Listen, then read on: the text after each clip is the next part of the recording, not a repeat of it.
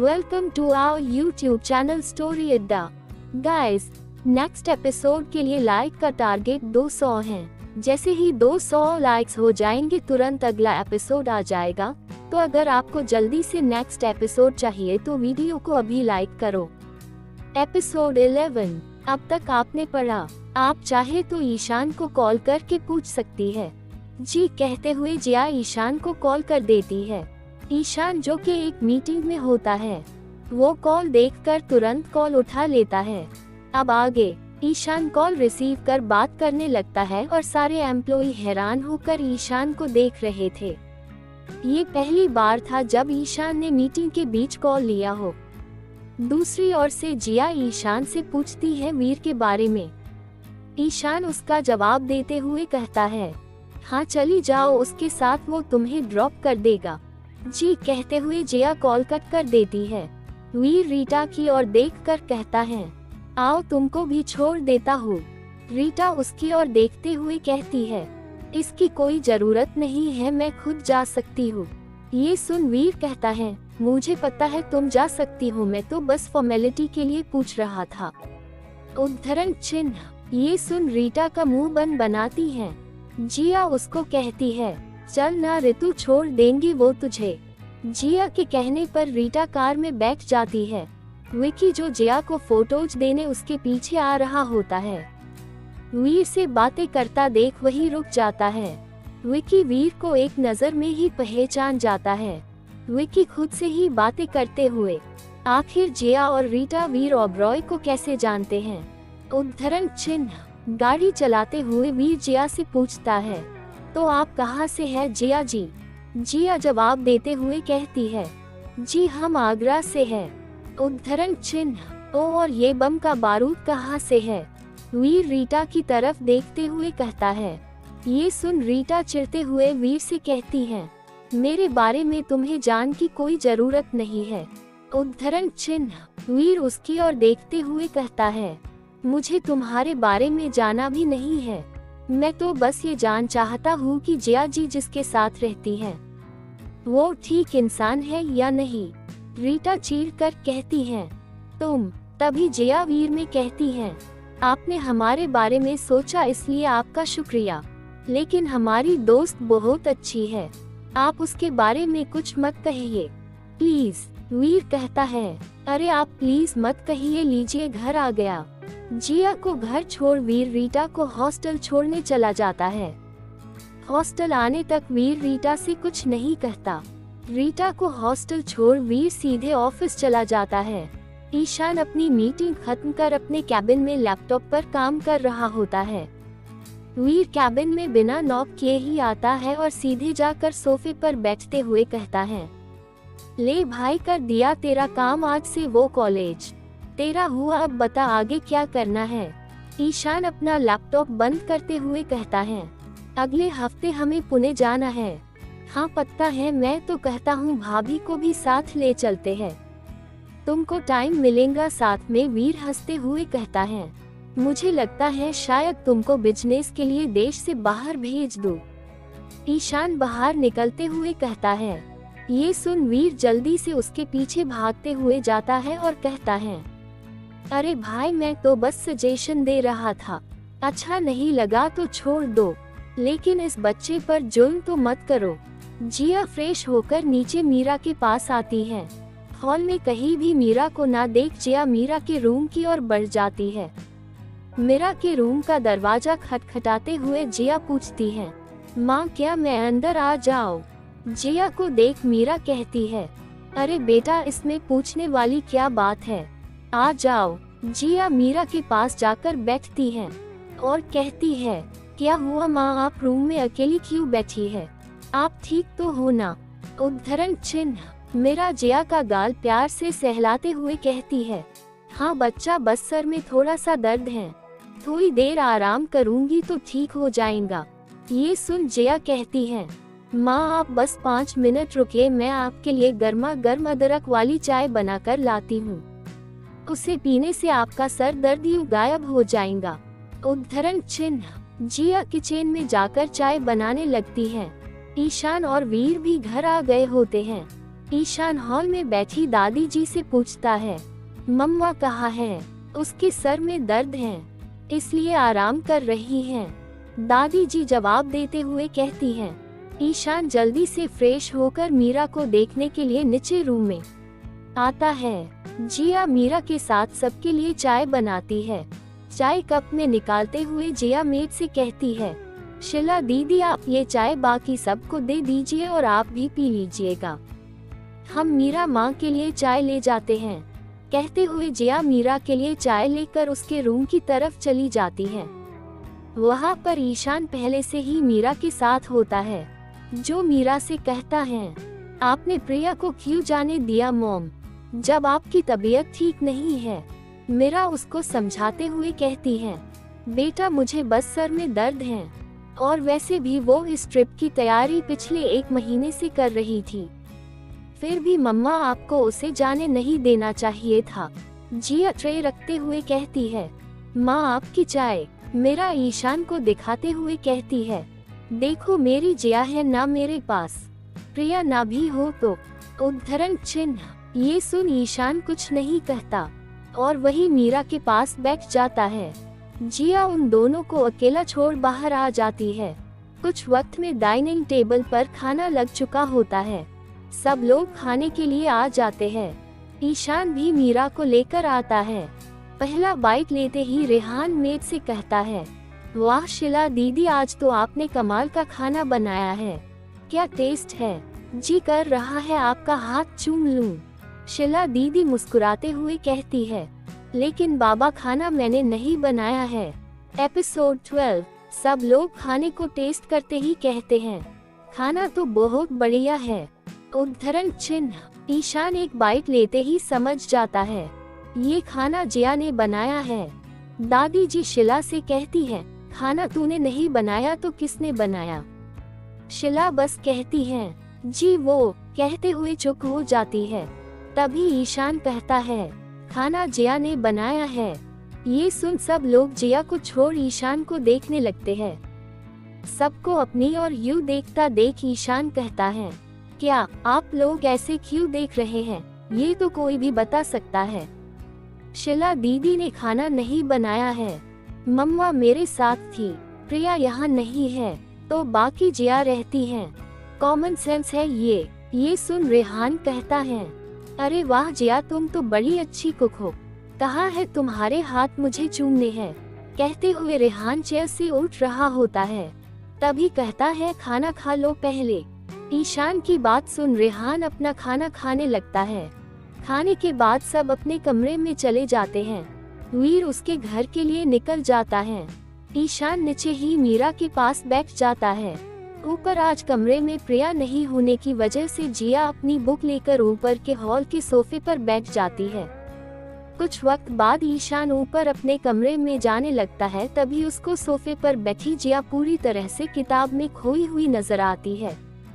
हल्के गुलाबी रंग का सूट, आंखों में काजल, हल्के रंग का लिप बाम, बस इतना ही था। फिर भी जिया ऐसी लग रही थी मानो कोई राजकुमारी। उस पर से बालों की लटें जो बार बार गालों को चूम रही थी। ईशान मानो कहीं को सा गया था। कुछ वक्त हुई पढ़ाई करने के बाद जिया अपने रूम में जाने के लिए उठती है। तभी उसकी नजर ईशान पर जाती है, जो उसे ही देख रहा था। थोड़ा आगे आकर जिया कहती है, आप यहाँ कब आए? जिया की बात सुन ईशान बात बदलते हुए कहता है, वो मैं नीचे जा रहा था तो तुमको देखकर रुक गया। ठीक है हम चलते हैं। कहते हुए जिया कमरे की ओर बढ़ जाती है। तभी ईशान उसको आवाज लगाता है, जिया। जिया पलटकर कहती है, जी क्या तुम चाय पियोगी? ईशान पूछता है। हम बना लाते हैं। कहते हुए जिया किचन की तरफ बढ़ जाती है। ईशान वही सोफे पर बैठा हुआ होता है। जिया कुछ वक्त में ट्रे लेकर आती है। टेबल पर ट्रे रख एक कप ईशान को देते हुए कहती है, आपकी चाय। ईशान कुछ न कहते हुए चाय पीने लगता है। चाय पीते हुए ईशान जिया के हाथ के ब्रेसलेट को देखते हुए कहता है, तुमको सितारे पसंद है? जिया को अचानक से किया ये सवाल समझ नहीं आता, फिर भी जवाब देते हुए कहती है, जी हमें आसमान पसंद है, या यूं कह सकते हैं हमें नेचर पसंद है, जैसे ईशान जिया की ओर देखते हुए कहता है। जिया जवाब देते हुए कहती है, जैसे सारी नेचुरल चीजें ये हमें इंसानों की बनाई हुई चीजों से ज्यादा सुकून देती है। जैसे कहे तो नदी या झरना, वादिया, आसमान। तुम इन्हें अच्छे से देखती हो, मुझे तो याद भी नहीं लास्ट टाइम मैंने कब तारे देखे थे, ईशान कहता है। तो चलिए हम दिखा लाते हैं आपको, कहते हुए जिया ईशान का हाथ पकड़ उसे छत पर ले जाने लगती है। ईशान बस जिया के साथ चलने लगता है। ऊपर आकर जिया ईशान को आसमान दिखाते हुए कहती है, देखिए कितना खूबसूरत आसमान है। ईशान जो अभी भी मुस्कुराती जिया को देख रहा था, कहता है, हाँ बहुत, आपको अच्छा लगा? जिया ने सवाल करते हुए ईशान की ओर देखा। काफी अच्छा, ईशान ने कहा। हमने कहा था ना, नेचुरल चीजें हमेशा खुश करती हैं। जिया ने मुस्कुराते हुए कहा, हाँ तुम सही हो, आओ यहाँ बैठो, कहते हुए ईशान जिया को छत पर बने झूले पर बैठाते हुए कहता है। वो जिया को कंफर्ट करना चाहता था। दोनों झूले पर बैठ आसमान देख रहे थे। जिया को देखते हुए ईशान पूछता है, तुम लॉ की स्टडी क्यों ली, मतलब क्या ये तुम्हारा सपना है? जी हमें एक अच्छी लॉयर बनना है जो सबकी मदद कर सके। जिया आसमान और देखते हुए कहती है, ये तो अच्छी बात है, अगर कभी मेरी कोई जरूरत हो तो मुझे बता देना, ठीक है? ईशान जिया का सुकून से भरा चेहरा देखते हुए कहता है। जिया आसमान की ओर देखते हुए ही कहती है, आपको पता है मेरी माँ मुझे हमेशा कहती थी, ये जो तारे हैं ये हमारे अपने हैं जो इस दुनिया से जाने के बाद वहाँ पर बस जाते हैं और वहीं से हमें देखते हैं। मेरी माँ भी अभी मुझे वहाँ से देख रही होंगी शायद। जिया की बात सुन ईशान कहता है, हम ममो की, तो तुम्हें नहीं लगता हमें उनसे बात करनी चाहिए? ऊपर की ओर देखते हुए ईशान कहता है, हेलो आंटी, मेरा नाम ईशान है, आप तो जानती होंगी मुझे, मम्मा ने आपको मेरे बारे में बताया होगा, है ना? बिल्कुल बताया होगा। जिया ये देख मुस्कुरा रही थी। तभी ईशान उसकी ओर देखते हुए कहता है, तुमको क्या लगता है मम्मा ने आंटी को बताया होगा? जिया मुस्कुराते हुए कहती है, बिल्कुल बताया है, माँ और मीरा माँ दोनों में ऐसा कुछ नहीं जो वो एक दूसरे के बारे में ना जानती हो। अच्छा तुमको बहुत पता है दोनों के बारे में? ईशान ने पूछा। हाँ पता है, क्योंकि हमने अपना सारा बचपन इन दोनों के साथ ही बिताया है। जिया ने जवाब दिया। बस इन दोनों के साथ? ईशान से कहा। हाँ ये दोनों ही मेरी दुनिया है। जिया ने ईशान को देखकर कहा। एपिसोड 13। ईशान ने जिया से सवाल किया, और तुम्हारे पिता? ये सवाल सुन जिया ने कहा, छोड़िए ये सब, हम चलते हैं सोने, सुबह कॉलेज भी तो जाना है। गुड नाइट कहते हुए जिया उठकर नीचे आ जाती है। ईशान उसको बस जाता देखता है। कमरे में आकर जिया बेड पर लेट जाती है और कुछ सोचते हुए ही सो जाती है। ईशान भी अपने कमरे में आकर अपने कमरे के बालकनी में खड़े हुए सोचता है। उसने बात बदल दी जब उसके पिता के बारे में पूछा, ऐसा क्या हो सकता है? ऐसे ही और कुछ दिन बीत चुके थे। प्रिया भी वापस आ गई थी। सुबह जिया फ्रेश होकर कॉलेज के लिए निकल रही होती है। मीरा जिया को नाश्ता करने को कहती है। जिया मीरा से, माँ हम बाहर कुछ खा लेंगे, हमें आज देर हो गई। सॉरी हम चलते हैं कहते हुए जिया निकल रही होती है। दादी जी कहती है, बेटा तुमको रेहान छोड़ देगा, उसके साथ चली जाओ, मुझे भी बाहर जाना है। मैं भी आती हूँ कहते हुए प्रिया भी जिया के साथ चलने लगती है। जी दादी, जिया कहते हुए बाहर की ओर जाने लगती है। वहीं से आ रही लड़की से टकरा जाती है। वो लड़की देखकर नहीं चल सकती क्या? माफ कीजिए वो हम। जिया ने इतना ही कहा था कि वो लड़की हाथ दिखाते हुए कहती है, बस हटो मेरे रास्ते से, और आगे निकल जाती है। जिया प्रिया की तरफ देखकर पूछती है, ये कौन है? प्रिया मुंह बनाते हुए कहती है, ये रोमा है, मॉम के कजन ब्रदर की बेटी। यहाँ इसका आना जाना लगा रहता है। बाप की बिगड़ी बेटी है, हर चीज जो मिल जाती है मानते ही, लेकिन ये यहाँ ऐसे? जिया सवाल करते हुए कहती है। डैड ने जब कंपनी स्टार्ट की थी तब इसके डैड ने कंपनी में इन्वेस्ट किया था, तब से उनके नाम पर कुछ शेयर है, तो वो शेयर होल्डर भी है और मॉम के कजन ब्रदर भी इसी का फायदा लेकर यहाँ आती रहती है। लेकिन तुमको बताऊं तो मुझे लगता है वो यहाँ ईशान भाई के लिए आती है। जब देखो तब उन्हें अपनी ओर आकर्षित करने को तैयार रहती है। ये सब सुन जिया को अच्छा नहीं लगता कि वो ईशान के लिए आती है, लेकिन कुछ ना कहते हुए कॉलेज चली जाती हैं। घर पर मीरा और दादी हॉल में बैठे बातें कर रहे थे। दादाजी आकर बैठते हुए कहते हैं, सावित्री हम सबको दिल्ली जाना है। राघवेंद्र के पोती की शादी तय हो गई है, ये तो बड़ी खुशी की बात है। कब है शादी? दादी जी पूछती है। दादाजी 3 दिन बाद है, लेकिन हमें आज ही जाना है। मेरा दादाजी को देखते हुए, लेकिन पिताजी इतने जल्दी सारी तैयारी कैसे होंगी? वो सब हो जाएगा बहू, बस बच्चों से कह दो अपना अपना सामान पैक कर दे। दादाजी उठते हुए कहते हैं, माँ मैं बच्चों से कह देती हूँ। कहते हुए ईशान को कॉल करती हैं। ईशान कॉल रिसीव करते ही मीरा कहती है, ईशु हम सबको आज दिल्ली के लिए निकलना है। दादाजी के दोस्त हैं ना राघवेंद्र अंकल, उनकी लड़की की शादी है, तो हम सब 3 दिन के लिए जाएंगे। तुम घर आ जाओ, मेरा आना जरूरी है मॉम। ईशान काम करते हुए ही पूछता है, बेटा दादाजी को अच्छा लगेगा? मेरा समझाते हुए कहती हैं, ओके मॉम आधे घंटे में आता हूँ। कहते हुए ईशान जैसे ही कॉल कट करने को होता है, मीरा उसे रोकते हुए कहती है, ईशु आते हुए जिया को भी अपने साथ लेकर आना और उसे कह देना कि 3 दिन की लीव ले ले। Okay mom. कहते हुए ईशान कॉल कट कर देता है।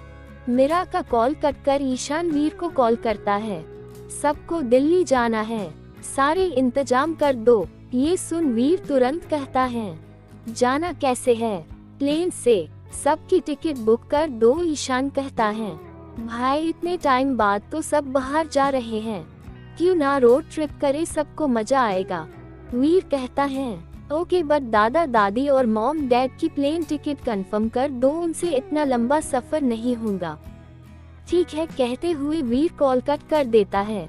कुछ ही देर में सब अपना अपना सामान लिए हॉल में होते हैं। रोमा भी वही बैठी थी। ईशान हॉल में आता देख रोमा खुश होकर उसकी ओर जाने लगती है। तभी जिया जो कि ईशान के साथ आ रही थी उसको देखते हुए रुक जाती है। क्या ये लड़की भी साथ जाने वाली है? जिया को देखते हुए रोमा प्रिया से पूछती है। बिल्कुल आएंगी साथ, वो हमारी फैमिली मेंबर जो है। प्रिया रोमा को चिढ़ाते हुए कहती है। रोमा गुस्से से प्रिया को देखती है और फिर मीरा के पास जाकर कहती है, आंटी मैं भी चलूंगी साथ, काफी टाइम से मैंने कोई शादी अटेंड नहीं की है। मीरा थोड़ा हिचकते हुए कहती है, लेकिन बेटा तुम्हारा सामान, उसकी फिक्र नहीं है, मैं वहाँ शॉपिंग कर लूंगी, तो चले कैसे जाना है? रोमा कहती है। इस पर मीरा ईशान की ओर देखती है। ईशान मीरा का सवाल समझते हुए कहता है, आप डैड और दादा दादी प्लेन से आ रहे हैं और हम सब रोड ट्रिप। वीर ने सब इंतजाम कर दिया है, आप लोग रेडी है तो आपको एयरपोर्ट छोड़ आता हूँ।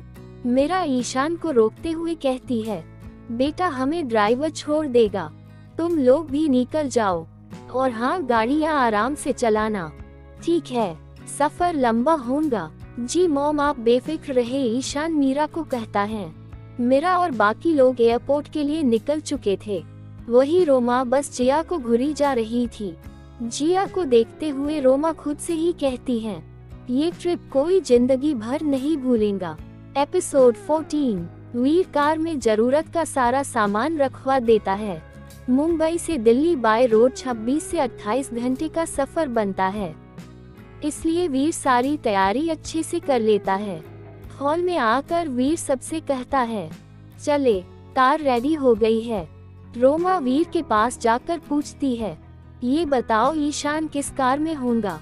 वो तो ड्राइव नहीं करेगा, तो मेरे साथ मेरे कार में होगा, तुम चाहो तो दूसरी कार से आ सकती हूँ। वीर रोमा के इरादे समझते हुए कहता है, नहीं मैं तुम्हारी कार से आऊंगी। तुम लोग चलो मैं टच अप करके आती हूँ, कहते हुए रोमा बाथरूम की ओर चली जाती है। कार के पास आते ही प्रिया कार में बैठ जाती है। ये कार वीर ड्राइव करने वाला था। जिया को यहाँ आता देख वीर उसको कहता है, जिया जी आप ईशान की कार में बैठ जाए। ठीक है, कहते हुए जिया ईशान की कार की ओर बढ़ जाती है।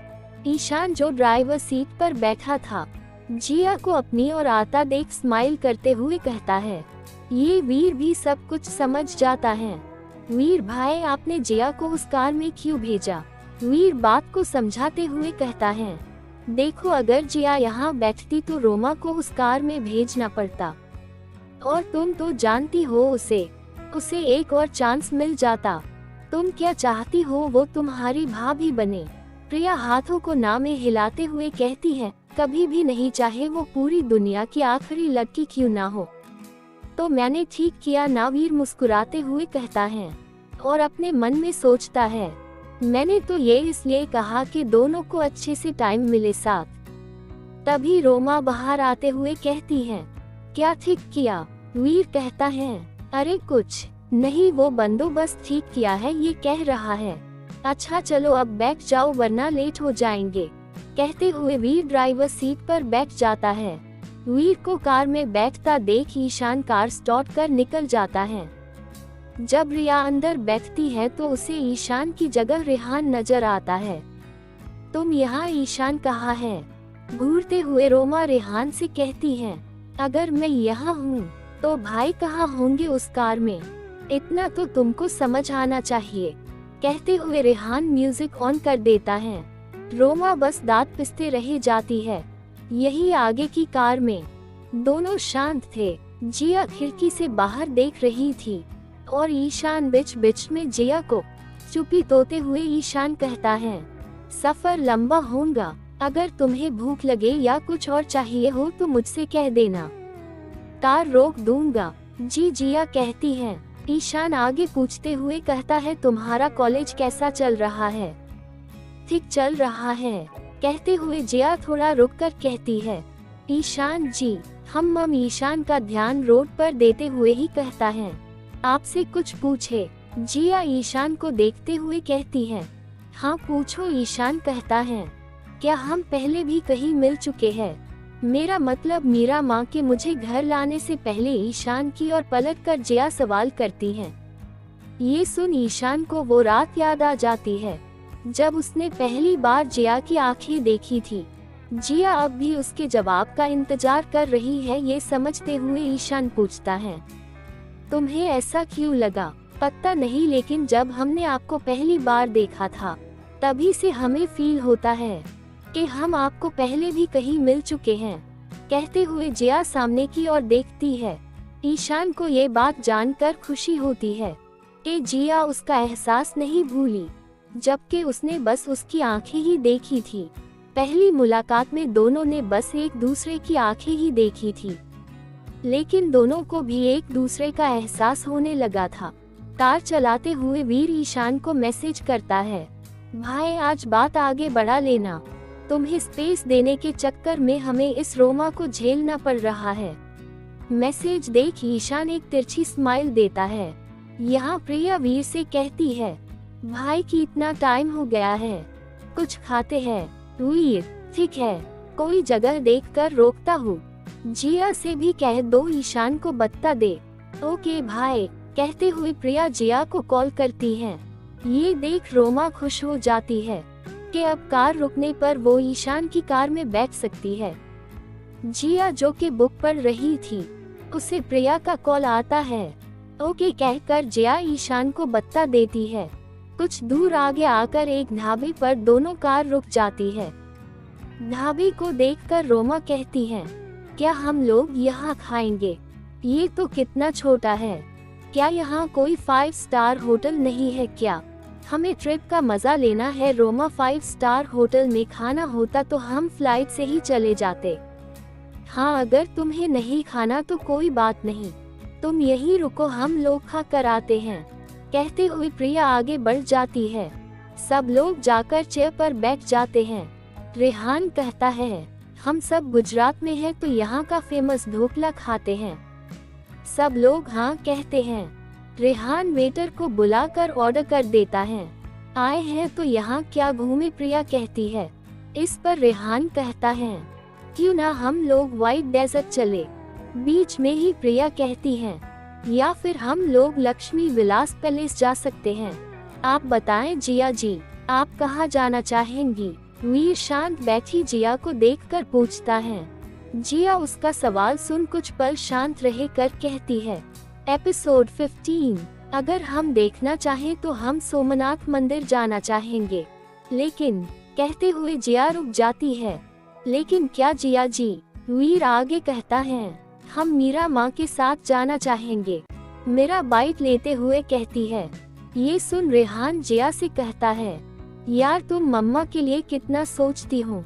तुम ना मुझसे शादी कर लो, हमेशा उनके साथ ही रहोगी।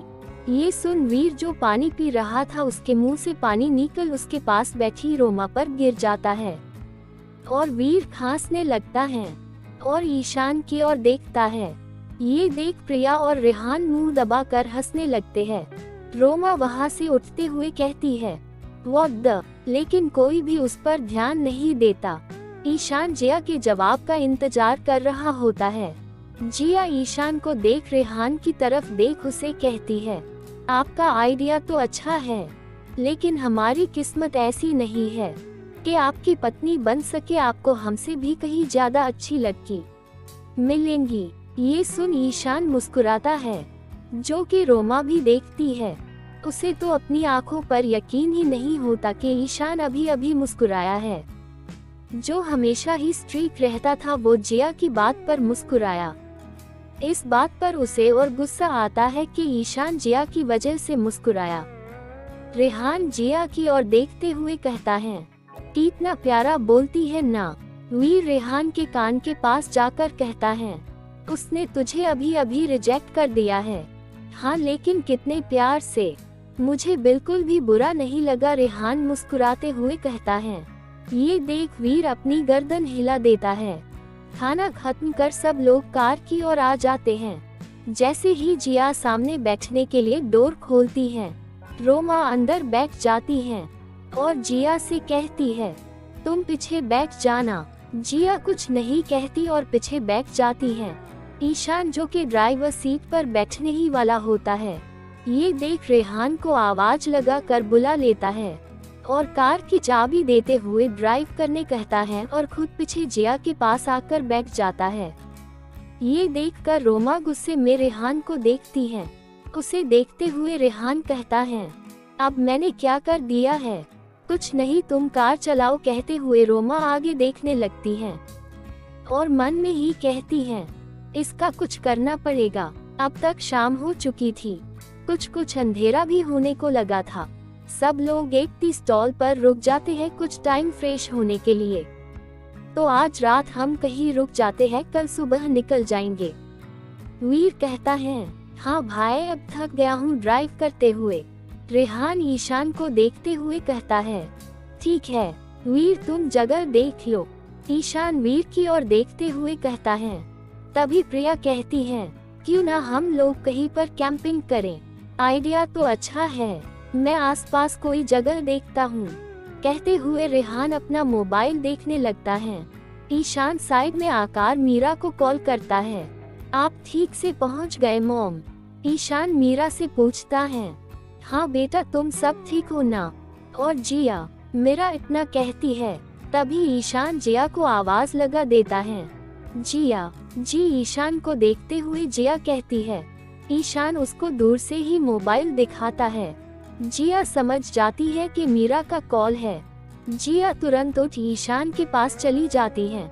मीरा से बात कर ईशान को मोबाइल देते हुए जिया कहती है, आपका फोन। अपना मोबाइल लेते हुए ईशान कहता है, यही बैठ जाओ। वही दोनों को साथ देख रोमा आग बबूला हो रही थी, लेकिन कर कुछ नहीं सकती थी।